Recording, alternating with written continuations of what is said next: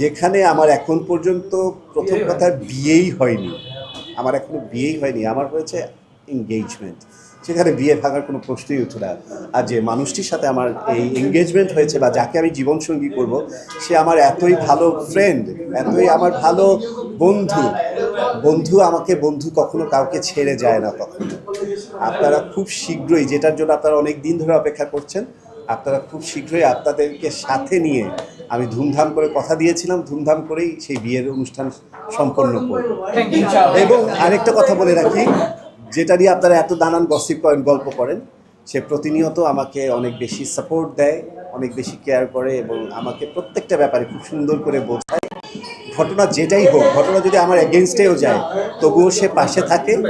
এবং গতকালও সে আমার জন্য অনেক অনেক খাবার দাবার রান্না করে আমার জন্য পাঠিয়ে দিয়েছে। সো এর চেয়ে আর ভালোবাসা আর কি হতে পারে।